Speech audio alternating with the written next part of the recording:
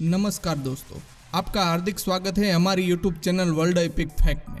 Kapil Dev cricket की दुनिया का एक ऐसा नाम है जिनको क्रिकेट के उच्च एवं सम्मानीय दर्जा प्राप्त है। इस महान खिलाड़ी ने भारत में पहली बार क्रिकेट वर्ल्ड कप लाने का काम किया था, जिसको उस समय किसी ने भी सपने में भी नहीं सोचा था।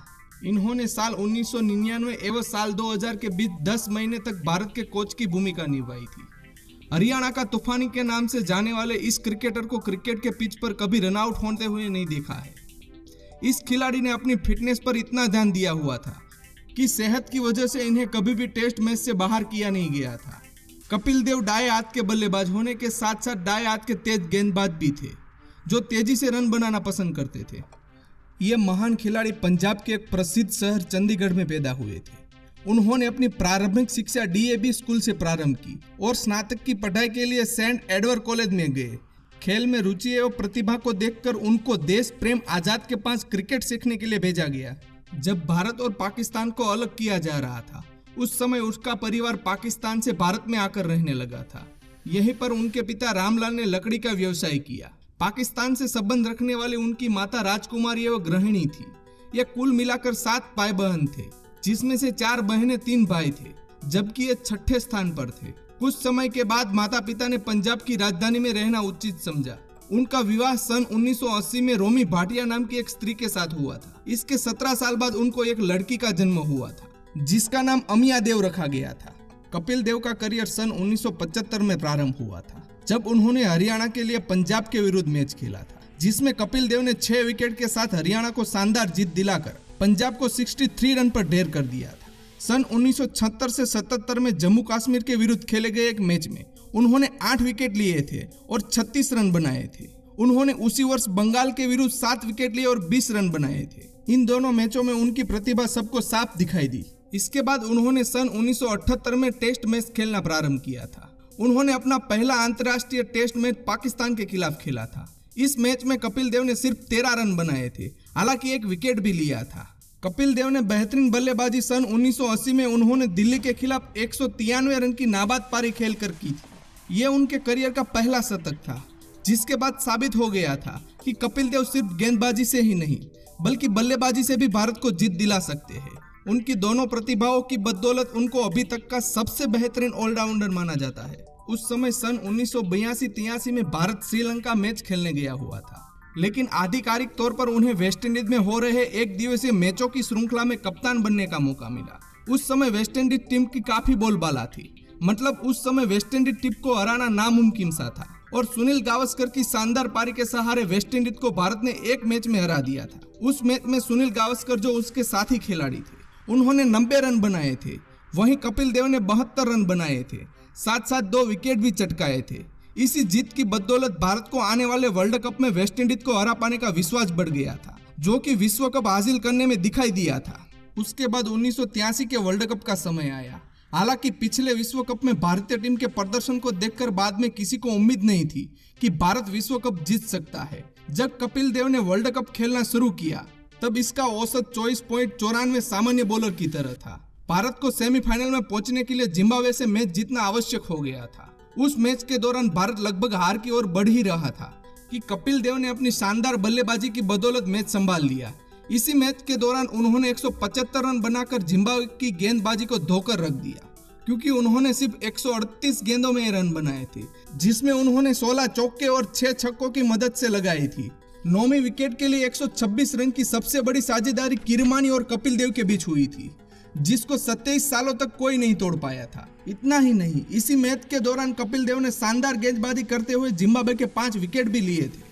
उसके बाद कपिल देव को मर्सिडीज कार पुरस्कार के रूप में मिली थी। यही पारी उनके जीवन की सबसे यादगार एवं महत्वपूर्ण पारी थी, जिसने इनको सबकी नजरों में महान बनाया।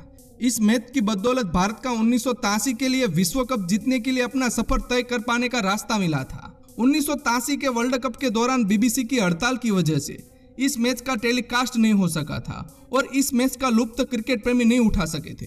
भारत को 1983 विश्व कप अपने नाम करने के लिए वेस्टइंडीज को फाइनल में हराया था।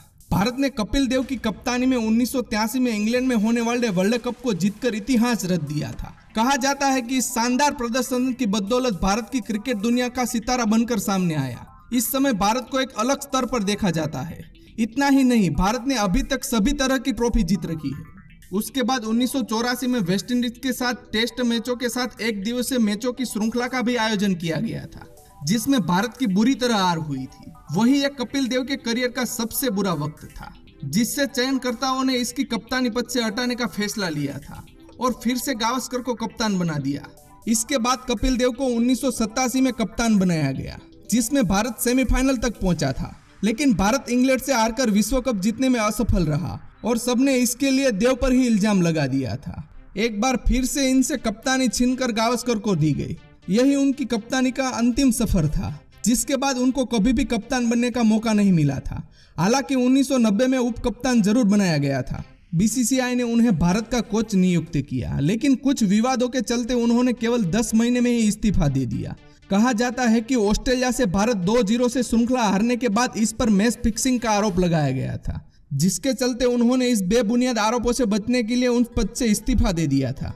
सन 1979-80 के सत्र में क्रिकेट में अच्छा प्रदर्शन करने की वजह से उन्हें भारत सरकार द्वारा दिए जाने वाला अर्जुन पुरस्कार दिया गया था। यह पुरस्कार सरकार उन खिलाड़ियों को देती है जिन्होंने किसी भी खेल के क्षेत्र में उत्कृष्ट योगदान दिया हो। सन 1982 के दौरान भारत ने कपिल देव की प्रतिभा और लगन को देखकर पद्मश्री का पुरस्कार भी उन्हें दिया था।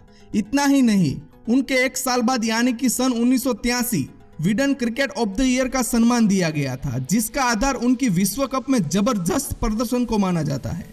इन्होंने सन 1994 में रिचर्ड हेडली का टेस्ट क्रिकेट में सबसे ज्यादा विकेट हासिल करने का रिकॉर्ड तोड़ दिया था। इतना ही नहीं, टेस्ट क्रिकेट में 400 विकेट के साथ साथ टेस्ट क्रिकेट में अपने 4000 रन पूरे करने वाले अब तक के विश्व के उच्चतम खिलाड़ी है। सन 1991 में कपिल देव के योगदान एवं लगन को सम्मानित करने के लिए पद्म भूषण जैसा उच्चतर पुरस्कार दिया गया था। सन 2010 में ICC cricket hall of the fame पुरस्कार देकर उनकी प्रतिमा को सम्मानीय दर्जा दिया गया था। उसके 3 साल बाद 2013 में एनडीटीवी द्वारा भारत के 25 सबसे महान वैश्विक जीवित महापुरुष का खिताब दिया गया था। भारतीय सेना से जुड़ने के लिए कपिल देव ने सन 2008 भारतीय क्षेत्रीय सेना में लेफ्टिनेंट कर्नल का पद ग्रहण किया था। भारतीय सेना का अधिक सम्मान करने की वजह से उन्हें ऐसा किया था। भारतीय सिनेमा के मशहूर निर्देशक कबीर खान ने कपिल देव की बायोपिक बनाने का काम शुरू किया है। जब कपिल देव से पूछा गया था कि आपका किरदार किस अभिनेता को दिया जाना चाहिए, तो उन्होंने रणबीर सिंह का नाम लिया था। फैंटम प्रोडक्शन एवं अनुराग बासु के साथ अन्य लोगों ने भी इस फिल्म पर अपना पैसा लगाया है, जिसमें रणबीर सिंह को कपिल देव की भूमिका में अभिनय करते हुए देखा जाएगा। कपिल देव ने व्यापार करने के लिए कैप्टन 11 नाम से सन 2006 में 2 रेस्टोरेंट खोले थे, जिनमें एक चंडीगढ़ में है और दूसरा पटना में मौजूद है, जिसको ये खुद संभालते हैं। कपिल देव एक ऐसे खिलाड़ी है जिन्होंने 2 से अधिक फिल्मों में छोटी छोटी भूमिकाएं निभाई है, जिसके नाम है इकबाल और दूसरी मुझसे शादी करोगी। कपिल देव की रुचि किताब लिखने में भी बहुत है, इसलिए उन्होंने अभी तक 3 आत्मकथाएं लिखी है।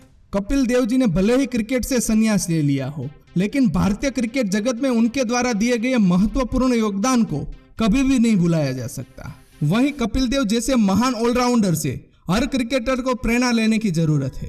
कपिल देव जी हमेशा ही अपने अनुभवों से इंडियन क्रिकेट टीम का मनोबल बढ़ाने का काम करते हैं।